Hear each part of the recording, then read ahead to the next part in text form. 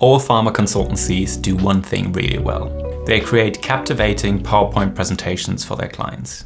While pharma consultancy slides look visually impressive, it's not the design and the formatting that makes them so good. It's the story that they tell. I've worked in pharma consulting for many years, during which I've picked up several concepts that consultants use to create slides with clear takeaways, interesting insights, and an engaging narrative. Today, I'm going to share 3 of those concepts with you that you can apply in your next presentation, helping you to tell a better, more engaging story with your slides. Before we jump into the 3 concepts, let's remind ourselves of what the goal is that we want to achieve with every presentation that we put together. It should always be our primary goal to make it as easy as possible for our audience to understand whatever it is that you want to convey. In pharma consulting, achieving this goal can be very difficult. We're dealing with a lot of complex data from pivotal trials that is reported in clinical study reports that are over 1,000 pages long. We also need to communicate novel biochemical mechanisms of action for the drugs that we're working on, which can be very challenging. All of this makes it hard for the audience to grasp key concepts of our presentation right away, especially given that people in a meeting are often preoccupied with thinking about what they're going to say next, while also listening to you speak and trying to read your slides at the same time. This is why having a well-structured and appealing story is so important for your presentation. Pharma consultancies use 3 key concepts to create captivating slides that can be applied not only for presentations relevant to the pharmaceutical industry, but also for any other presentation. The concepts that I'm talking about are the SCQA Framework, the pyramid principle, and the concept of vertical and horizontal logic. Let's break them down, starting with the SCQA Framework. SCQA stands for Situation, Complication, Question and Answer, which gives you a simple structure to follow for your storytelling and problem solving. To put it into simple terms, the SCQA framework helps you walk your audience through a logical flow. You present them with a situation, notice that there's a problem, question what can be done about it, and provide the solution. Notice how every presentation sets out to answer a specific question. In pharma consulting, an example for such a question could be to ask, how can we maximize access to our drug in different markets? Or what is the cost effectiveness of our drug compared to our competitors? Or how should we structure our clinical trials to meet regulatory expectations? What the SCQA framework does is that it provides you with the context to give answers to such questions. The main deck of a presentation is used to show your answer, while the SEQ part of the framework sets the stage for your presentation, providing the necessary context in an introductory slide. Let's consider an example to understand how you can apply the SCQA framework.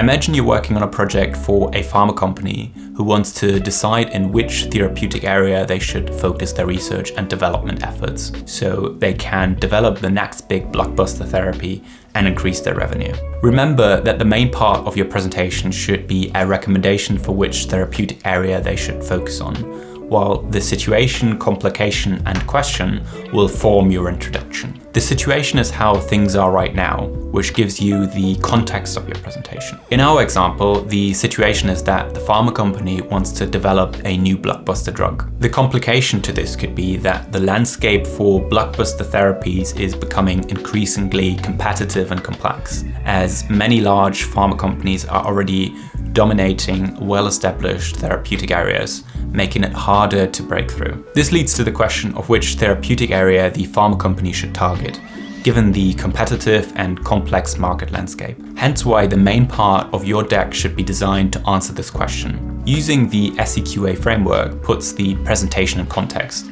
and gives your audience a reason to care, as you're creating a narrative rather than just dumping data onto them. Think back to the primary goal we've discussed at the beginning of this video, which is that we want to make it as easy as possible for our audience to understand what we're trying to say.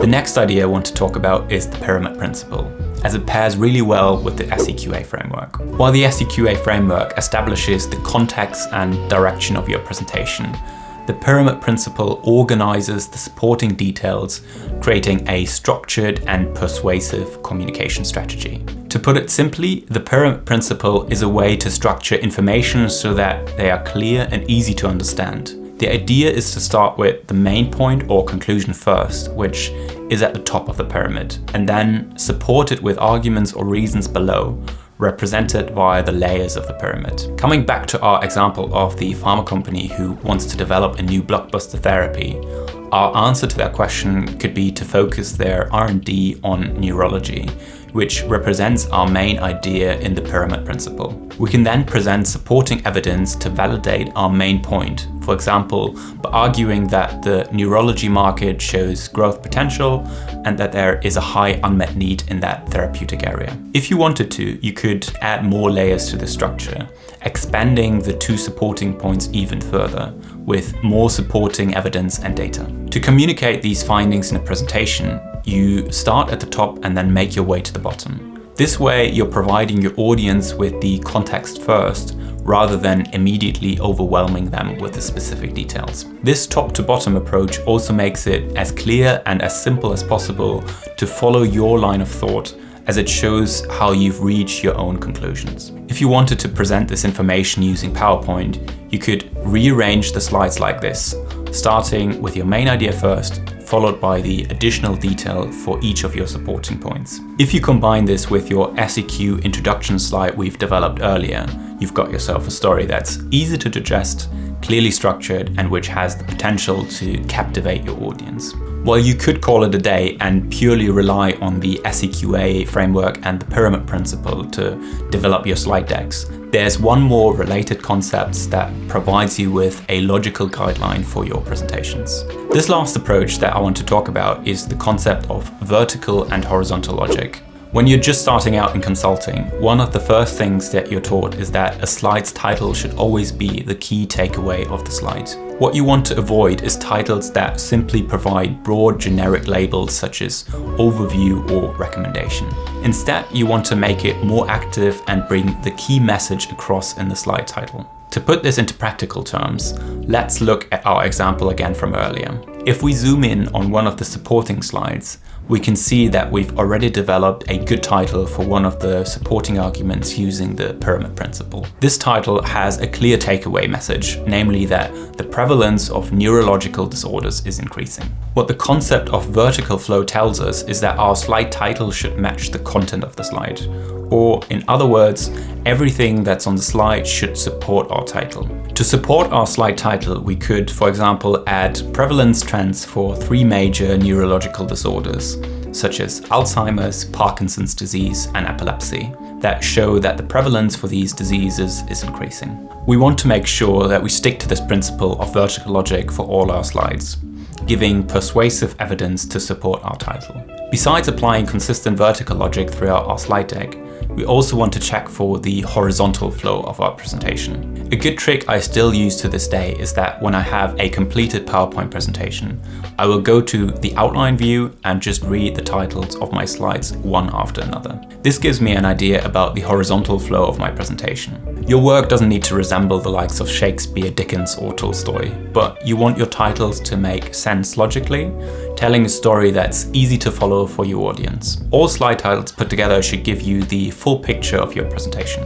So, to summarize, vertical logic refers to how ideas flow from top to bottom, with each level supporting the one above it. It's about building a logical progression where the details and arguments explain or prove the main point. Horizontal logic is about how ideas at the same level relate to each other. The points should be distinct, but together they should fully cover the topic without overlap or gaps. Both vertical and horizontal logic ensure clarity and coherence in communication. The 3 concepts that I've talked about today should give you a great framework to create captivating slide decks that will tell a clear story and will make your presentations easier for your audience to follow. While the SCQA pyramid principle and the concept of vertical and horizontal flow are all universally applicable approaches, there are still, of course, other factors that can influence your final slide deck in practice. For longer presentations, you may want to add an executive summary, and it is also useful to have a slide for your next steps if you want people